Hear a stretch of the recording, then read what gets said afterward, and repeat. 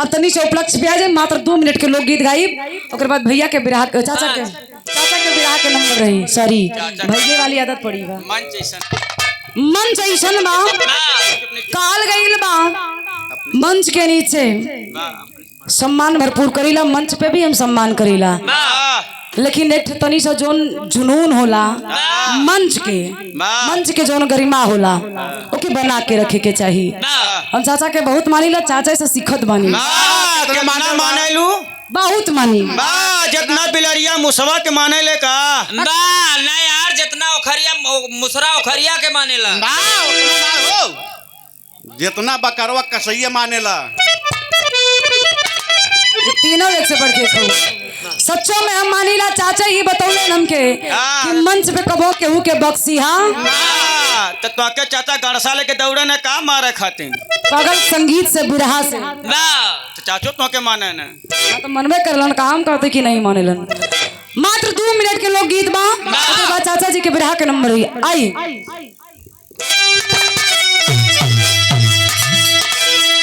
बात वे समय के बाद एक दिन भगवान कन्हैया जंगल में घूमत हुवन, महल के छोड़ के जंगल में गईलन। जंगल में घूमत घूमत घूमत घूमत साँझ हो गई। अरे देवता सीटी बंद कर दो, बहुत बढ़िया बाजा बा। साँझ हो गई, एक वृक्ष के नीचे कन्हैया जी बैठ गईलन। कन्हैया जी बैठलन तो एकवा पैर उठा के दूसर के पैर पे भगवान कन्हैया के तारू में लोग बतावे कि मड़ी लगल रहे। उ मड़ी के प्रकाश सांझी के टाइम बा पूरे जंगल में फैल गईल, और जब जंगल में फैल गईल तो प्रकाश बहेलिया के नेत्र में पड़ल। बहेलिया वो जंगल में शिकार करे बाबूजी आयल रहे। जब नेत्र में प्रकाश पड़ल बा तो बहेलिया सोचत बा का गुरुजी गीत लगल।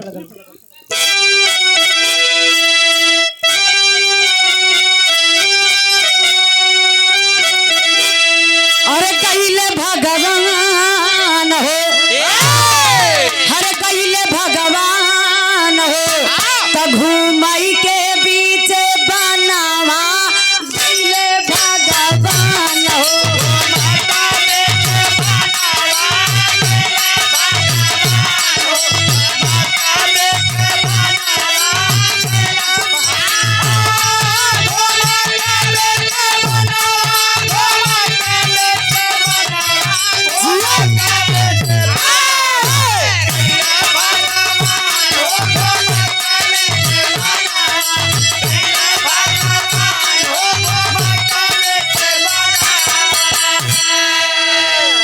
ये देखिए शानदार आशीर्वाद मिला हमारी शानदार दीदी नीलम यादव, मुंबई हाई कोर्ट एडवोकेट। नोटिया भाई चेक कैली हा, नोटिया में कौन कमी बा?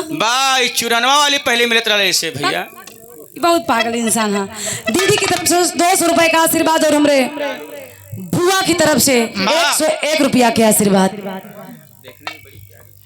और दीदी के भी पैर छू के पड़े बा, बुआ के भी ऐसे ही आशीर्वाद आप सबके हमरे ऊपर बनल रहे। लेकिन बाबूजी आज बहेलिया हिरन के नेत्र समझ के बाट उठा के तीर चला देलस। भगवान कन्हैया के तारू में जाके तीर लगल बाबूजी, और जब तीर तारू में लगल भगवान कन्हैया के मुख से एक आवाज निकलल बा। वो आवाज का रहे?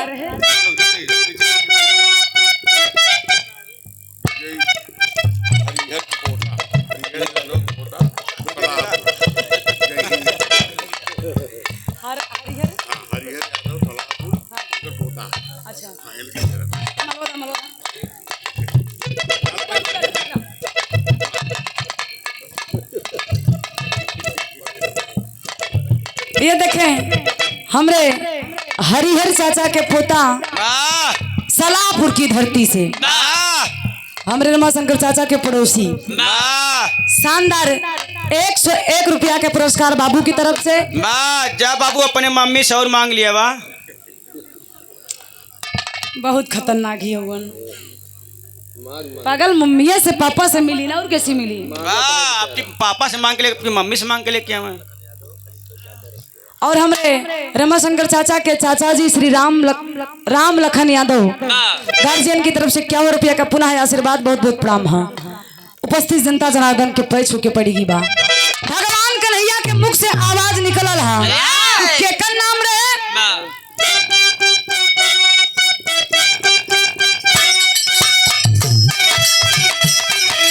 बहना वाला गाता कृष्णा राधे के पुकारी,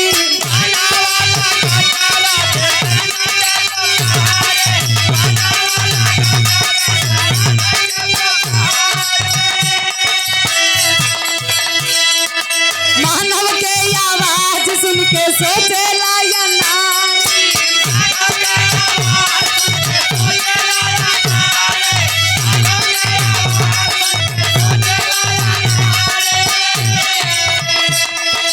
भागाता भागाता पहुँचे,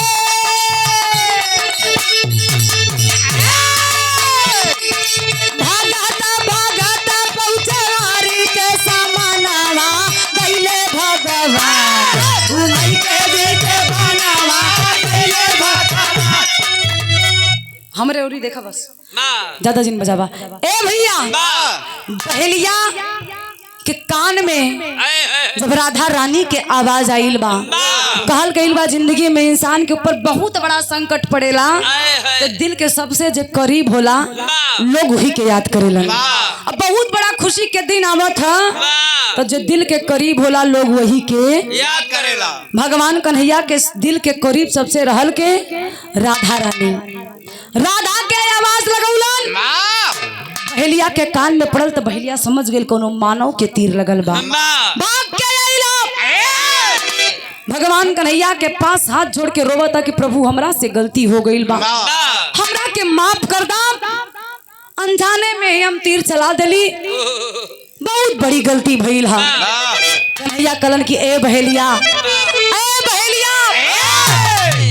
आंख से आंसू मत बहाओ, ये विधि का विधान है, याद करो पूर्व जन्म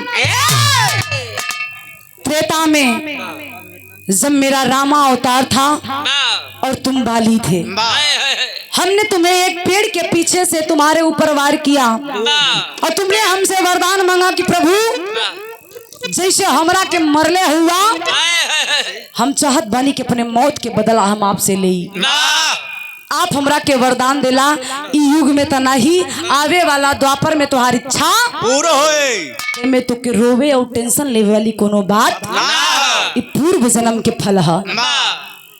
लेकिन हमारे एक आखिरी इच्छा पूरा कर दा। का कहलन भैया?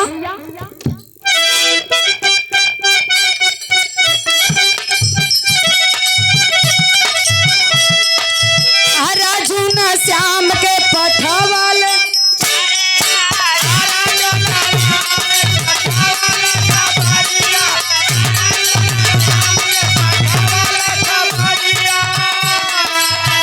आखिरी समय बाया के काहिला दितारिया,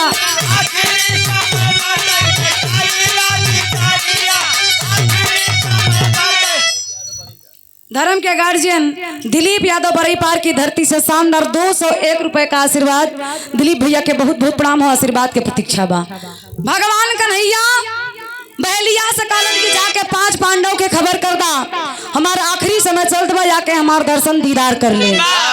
पांचों भाई के जब खबर पहुंचल बा, अर्जुन के खबरिया पड़ल, अर्जुन जी बतिया के सुनले हुवन बहेलिया के, अर्जुन जी के अखिया से झरझर झकझक आंसू गिरे लगल और रोवत रोवत भाग के औलन जंगल में, जहाँ पे देखत हुवन कन्हैया के पैर से रक्त की धारा बहत है, कन्हैया के आखिरी समय चलत बा। कन्हैया अर्जुन के आदेश देलन, का देलन?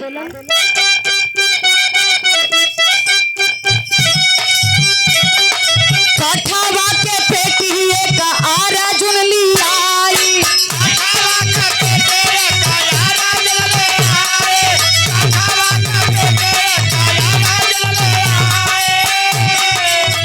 बहनावा में श्याम के वही में बिठाई,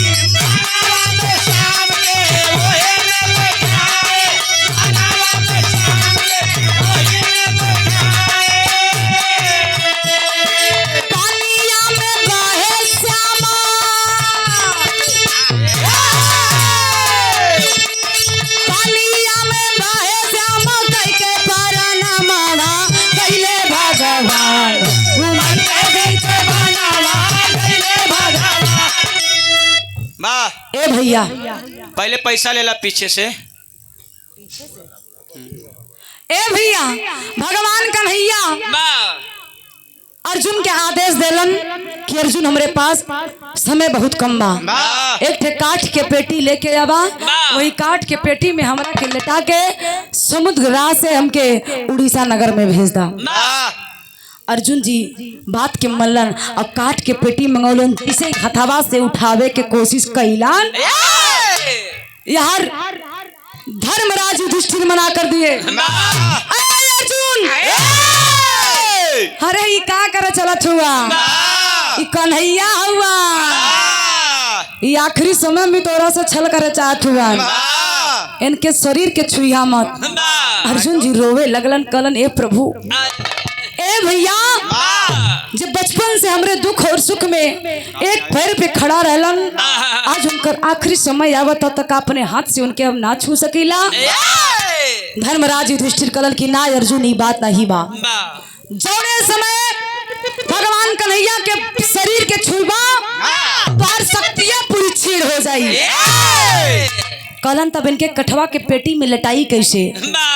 धर्मराज कलन अरे आप तो महान हो, ज्ञाता हो, अपना तनी सा दिमाग लगाइए। धर्मराज युधिष्ठिर ज्ञान दिलन। अर्जुन जी अपन बाण उठौलन, वही बड़वा से कन्हैया के शरीर के काट के पेटी में लिटा देलन। और जब कठवा के पेटी में लटौलन, कन्हैया बहात बहात उड़ीसा नगर में पहुंचल हुआ। और ये देखिए धर्म के गार्जियन डॉक्टर अनिल यादव पुत्र राजकुमार यादव रसुल्हा की धरती से दोबारा गार्जियन की तरफ से 101 रुपया के आशीर्वाद, बहुत बहुत प्रणाम हो। केवटली की ऐतिहासिक पावन सरजमी से सीताराम यादव अध्यापक गुरु जी के कर कमलों से शानदार 101 रुपया के आशीर्वाद, बहुत बहुत प्रणाम हो। और हमारे रमाशंकर चाचा के छोट भाई नन्हे लाल यादव चाचा जी की तरफ से शानदार 101 रुपया के आशीर्वाद, बहुत बहुत प्रणाम हो। लेकिन आज बात बात उड़ीसा नगर में पहुंचलन, उड़ीसा के राजा के रात्रि में सपना दिखा देलन कि मैं आपके नगर में आ चुका हूँ, आके मेरा आखिरी दर्शन कर लीजिए। राजा उस सपना के सत्य मान के नदी के किनारे पे गईलन, देखत हुवन काठ के पेटी एक किनारा पे लगल है। हवा के पेटी जब राजा खोलन तो पहिलन का गुरुजी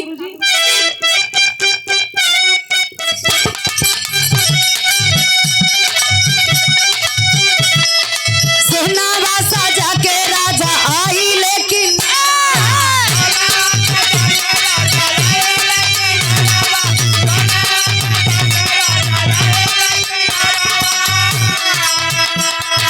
हरी के निकार लौले या पाले दुआरवा।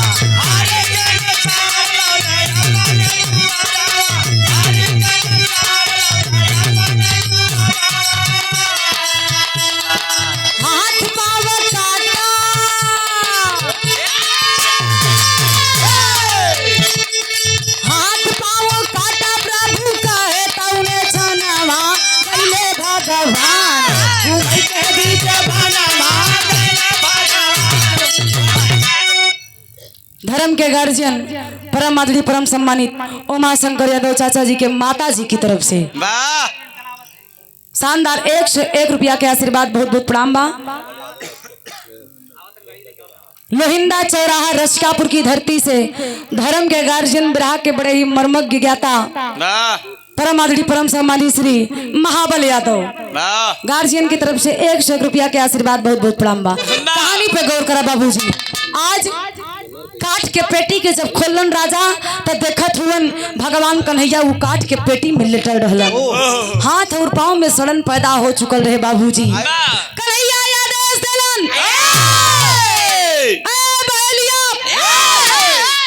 मेरे शरीर में और मेरे पास सॉरी राजन मेरे पास टाइम नहीं है, जितना जल्दी हो सके अरे राजा मेरे हाथ और पाँव को अलग कर दीजिए। राजा कन्हैया के जब आदेश पुलन तो कन्हैया के हथवा और पैरवा काट के अलग कर देलन। जब काट के अलग कैलन तो कन्हैया ये आदेश देलन, खबर जाके पहुंचा दे के सुभद्रा और बलराम के। खबरिया मिलल बता भइल का गुरुजी।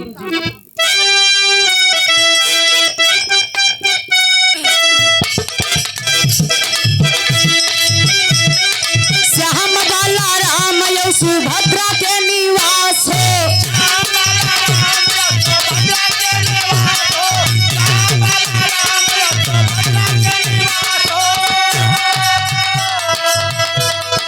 जेके जगन्नाथपुरी जानै सब खास हो।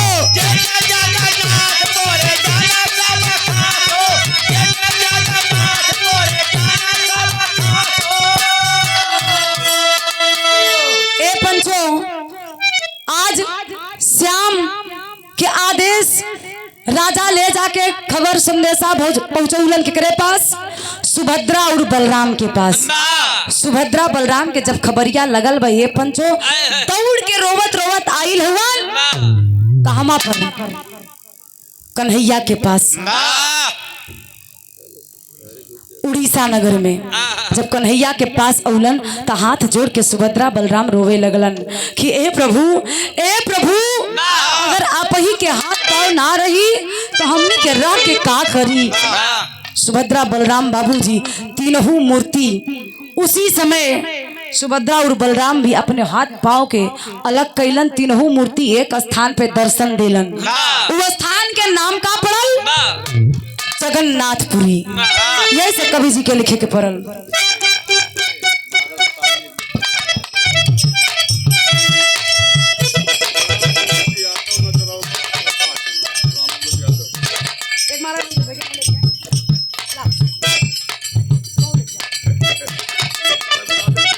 राम मूरत यादव गार्जियन उनके पोता नचरौला की धरती से बाबू की तरफ से शानदार 201 रुपया के पुरस्कार। बाबू के आशीर्वाद बाकी माता पिता के खानदान के बड़ होके नाम रोशन करिहा, समाज के आशीर्वाद मिलत रहे। ए भैया, वही स्थान के नाम जगन्नाथपुरी पड़ल। हर 12 साल के बाद, हम ना कहा बनी सच्चाई बा, हर 12 साल के बाद वो मूर्ति में परिवर्तन होला। वो मूर्तिया के चेंज कर दिया जाला हर 12 साल पे। कहना पड़ा का वही से भगवान वही स्थान से अंतर ध्यान भइलन। उन्हीं के प्रतिमा के आज लोग मूर्ति में बनौलन। उनके जोन छवि के लोग देखले रहलन। तीनों मूर्ति के कहीं स्थान पे दर्शन मिलल। स्थान के नाम पड़ा था का?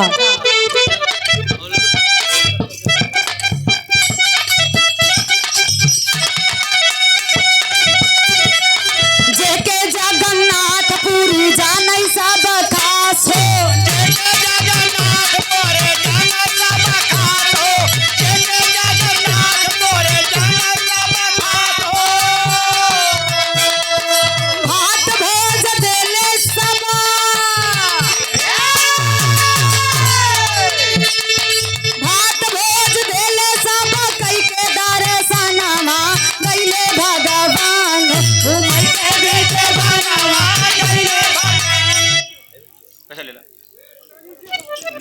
और हमारे धर्म के गार्जियन परम आदरणीय परम सम्मानित चाचा जी श्री अमर बहादुर यादव पर्वतपुर की ऐतिहासिक सरजमी से उर्फ नेता, गार्जियन की तरफ से शानदार 101 रुपया के आशीर्वाद। हमेशा ही प्यार दुलार आशीर्वाद बिटिया के मिलल करेला, आज भी मिलत हो। उपस्थित जनता जनार्दन के प्रणाम बा। वही जगन्नाथपुरी से लोग लौट के आवेलन तो भात के शानदार भंडारा लोग करेलन। भंडारा कई जगह कई नाम से लोग जानेलन।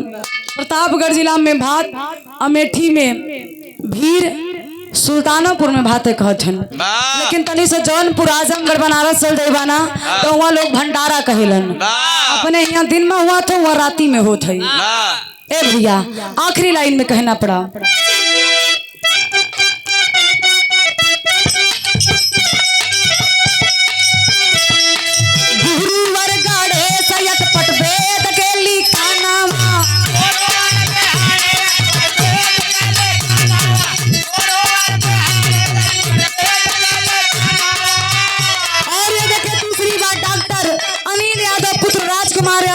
की धरती से ये तीसरी बार 101 रुपया के आशीर्वाद। बहुत बहुत प्रणाम हो। और वहां से जो मूर्ति लेके आइल है, आज गार्जियन जी गए रहलन, मूर्ति लेके आइल हुवन। मूर्ति में देखबा तो तीनों मूर्ति के तीनों जन के छवि आधे आधा ही मिलेला। आधा हाथ आधा पैर कटल मिलेला। आज भी मूर्ति में आप लोग देखिए आप, यही से कवि जी के आखिरी में लिखे के पड़ल।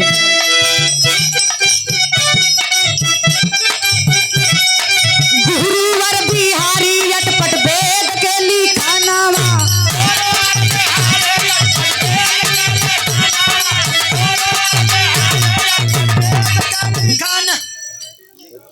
ले लो भैया दे दे।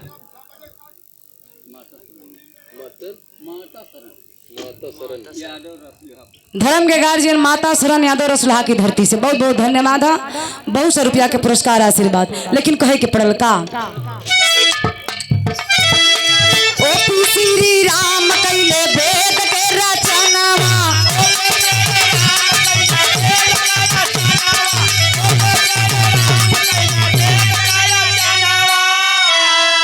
और ये देखिए धर्म की हमारे बुआ जी उर्मिला यादव बुआ जी सूर्या की ऐतिहासिक धरती से शानदार 100 रुपया के आशीर्वाद।